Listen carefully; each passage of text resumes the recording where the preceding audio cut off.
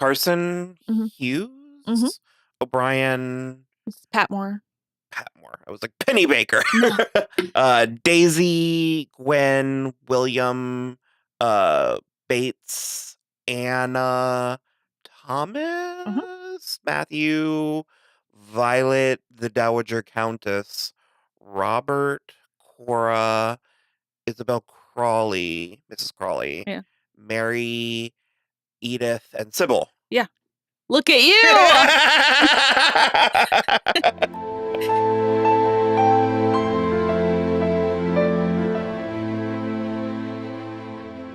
Hello, everybody. I'm Will. And I'm Kristin. And this is so I'm watching Downton Abbey, Season 1, Episode 3. That's it. I hate it. It's such a bummer. You're going to have to do something. I'm just going to start saying Episode 3. Well, it was sure. Yeah. Or you need to start pulling like a Trixie and Katya and just do like a weird quote. Or I'm determined to enjoy myself. And oh my, this soup's delicious. I guess we can start with Bates. He baiting left and right. I fucking hate Mr. Bates. I don't hate him. I find it charming in a. You do now. Oh. I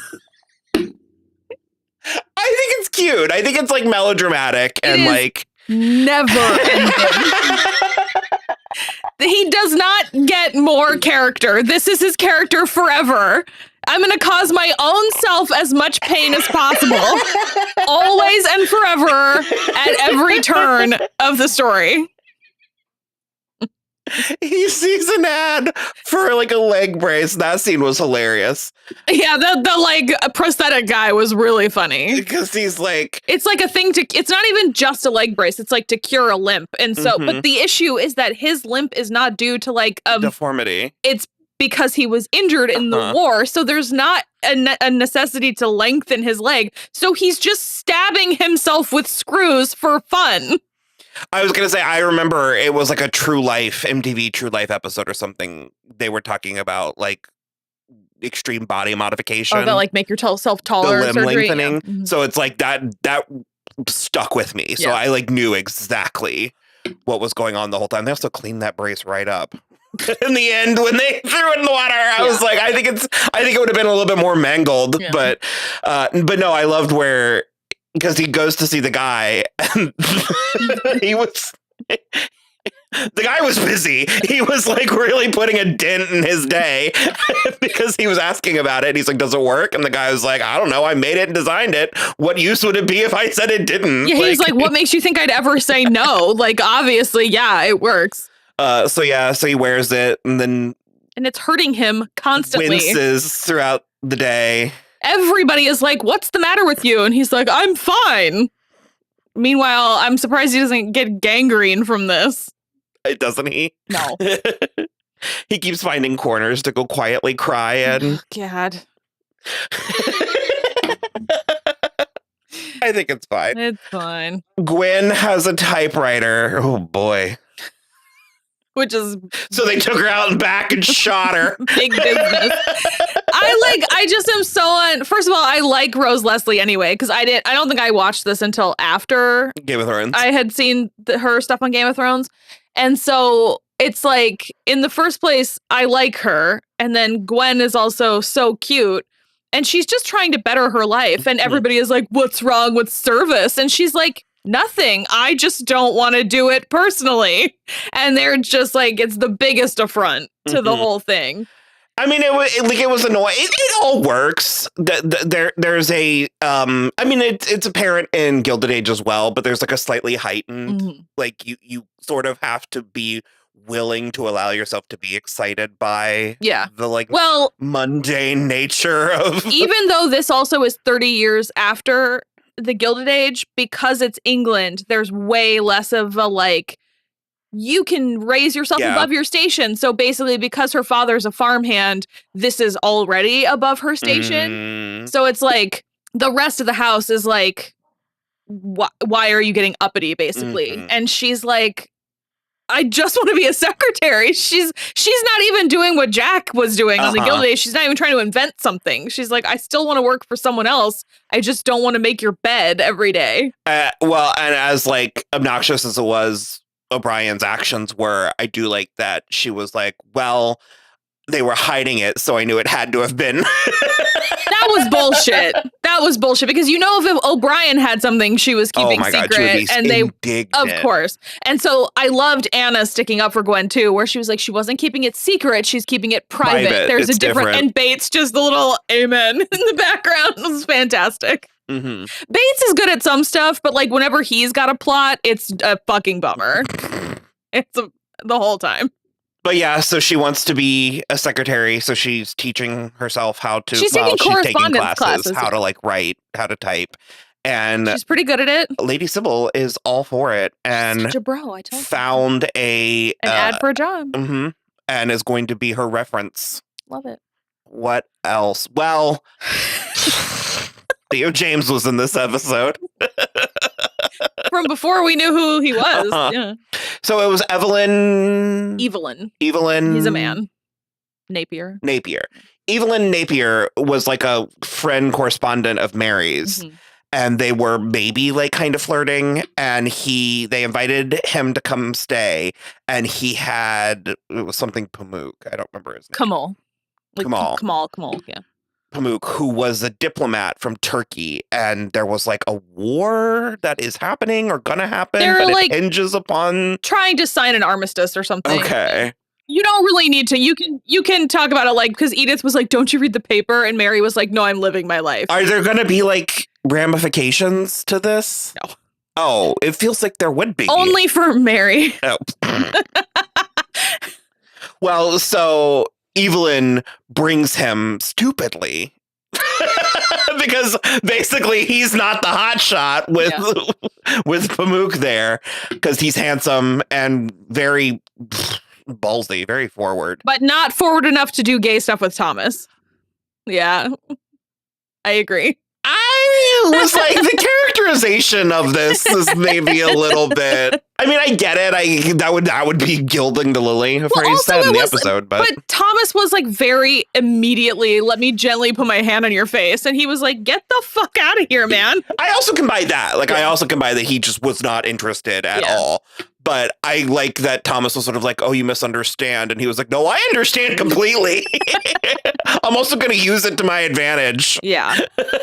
So basically he blackmails Thomas into like basically taking him to Lady Mary's room that night. They flirted all night, although she was like protesting. She wasn't protesting until he took her in the gallery and then forced her up against the wall and kissed her. He was moving really so quickly. Well, they were meant to leave the next day regardless, I think. So it was like kind of an now or never situation. But you can kiss someone without like shoving her. Yeah, I mean, they went feet across the room before they hit a wall. It was, I like the plot. I think I wish it maybe unfolded slightly different. Are we to assume Mary was a virgin? Oh, yeah. And is not now?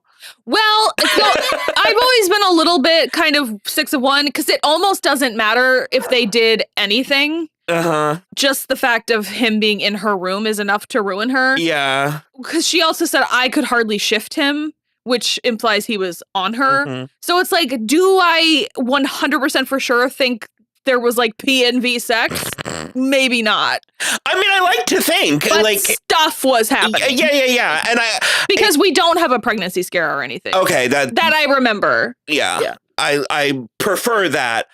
I like the notion that, because I mean, the men obviously get it in all the time. Mm-hmm. And certainly the implication is that a lot of these men are not virgins on their wedding night. Correct. Yeah. And so I love the notion that she would, I even like the notion that she would get around. I kind of hope that's where we go. No.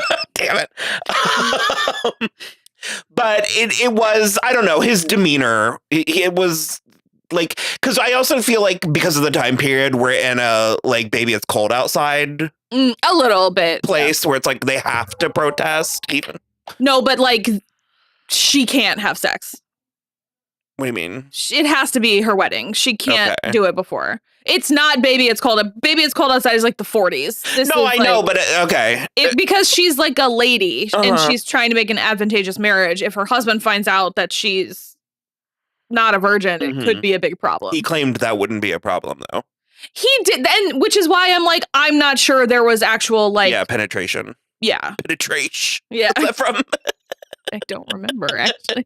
It's from something.